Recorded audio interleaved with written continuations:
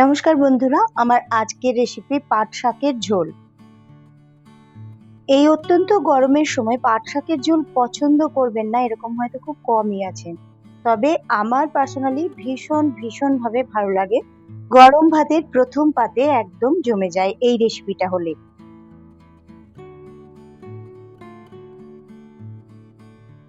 পাট শাকগুলোকে বাজার থেকে নিয়ে এসে আমি এগুলোর পাতাগুলো ডাঁটি থেকে আলাদা করে নিয়েছি।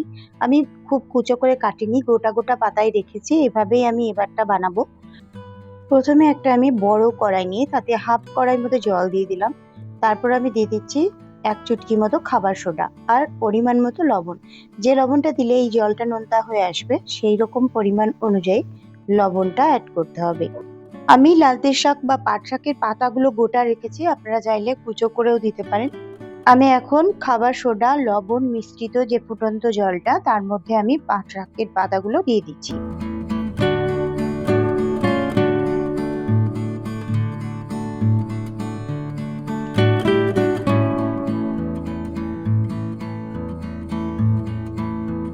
আমি যতটা পরিমাণ জল দিয়ে সিদ্ধ করতে বসিয়েছিলাম আরো বেশি পরিমাণ জল বেরিয়ে এসছে শাক থেকে এবং খুব ভালোভাবে সিদ্ধ হয়ে গেছে।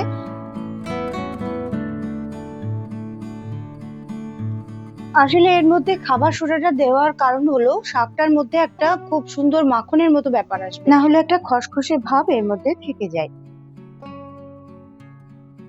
তো আমি আরো একটুখানি সিদ্ধ করে নেওয়ার জন্য আরো 2 মিনিটের জন্য এটাকে কভার করে দিচ্ছি এবং বাইরে থেকে আপনাদের দেখাচ্ছি, দেখুন কিভাবে এটা সুন্দরভাবে সিদ্ধ হচ্ছে এবং দেখতেও কতটা সুন্দর লাগছে। শাকটা এখন পুরোপুরি সিদ্ধ হয়ে গেছে। আমি এখন এটার ফোড়ন দেব। তার জন্য একটা ফ্রাই প্যান বসিয়ে তাতে দিয়ে দিলাম 2 টেবিল স্পুন সর্ষের তেল। সর্ষের তেলটা গরম হয়ে গেলে দিয়ে দিচ্ছি আমি হাফ টিস্পুন মতো কালো জিরে। কালো জিরেটা থেকে সুন্দর একটা গন্ধ বেরিয়ে এলে আমি দিয়ে দেবো এবার কুচনো রসুন। এখানে আমি 7-8টা মতো রসুনকে ভালো করে কুচো করে নিয়েছি আর দিয়ে দিলাম কিছুটা কাঁচা লঙ্কা 5-6টা মতো। এটাকে হালকা করে ভাজা ভাজা করে নিয়ে আমি এখানে দিয়ে দেবো একটা বড় সাইজের পেঁয়াজ মিহি করে আমি কেটে নিয়েছি। এই পাট শাকের ঝোল রেসিপিটা অনেকে পেঁয়াজ দেন আবার অনেকে দেন না, আপনারা পছন্দ না হলে নাও দিতে পারেন, স্কিপ করতে পারেন পেঁয়াজটা। তবে রসুনটা কিন্তু অবশ্যই করে এই রেসিপিটাই দেওয়া হয়ে থাকে এবং রসুনের খুব সুন্দর একটা ফ্লেভার এটাতে অ্যাড হলে খেতে দুর্দান্ত লাগে। তো এখন ভালো রকম সিদ্ধ হয়ে গেছে শাকগুলো আর জলটা কিন্তু আমি এর থেকে কমাবো না, কারণ এটা একটু ঝোলঝোলি আমি রাখছি। আর এবার আমি ফোড়নটা এর মধ্যে দিয়ে দিলাম। ফোড়নটা দেওয়ার পরও আমাকে 2-3 মিনিট ফুটিয়ে নিতে হবে, কারণ ফোড়নের যে ফ্লেভারটা সেটা পুরো রেসিপিটার মধ্যে যাতে চলে আসে, তাই জন্য ঢাকনা চাপা দিয়ে আরো 2-3 মিনিট ফুটিয়ে নেব। তার আগে আমি আরো অল্প একটু পরিমাণে লবণ দিয়ে দিলাম আর স্বাদের ব্যালেন্সের জন্য খুব কম পরিমাণে একটু চিনি অ্যাড করে দিলাম। এতে মিষ্টি হয়ে যাবে না, কিন্তু স্বাদে একটা ব্যালেন্স আসবে। আবারও ঢাকা দিয়ে 2-3 মিনিট ফুটিয়ে নিলাম। এইবার কিন্তু পুরোপুরি রেডি গরম গরম ভাতের সঙ্গে সার্ভ করার জন্য। তো আপনারা রেসিপিটা অবশ্যই একবার বাড়িতে বানিয়ে খেয়ে দেখবেন, অসাধারণ খেতে লাগে।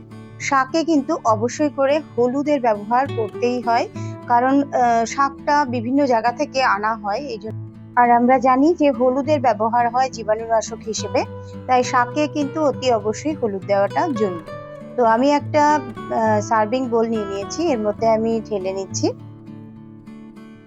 শাকটা কিন্তু আপনারা, আমার রিকোয়েস্ট রইল যে অতি অবশ্যই এই রেসিপিটাতে বাড়িতে বানিয়ে খাবেন। আর যেগুলো আপনারা স্কিপ করতে পারেন সেটা হলো পাতাগুলো, শাকের পাতাগুলো আমি কুচো করে নিইনি, আপনারা কুচো করে নিতে পারেন বা চিনির ব্যবহার নাও করতে পারেন।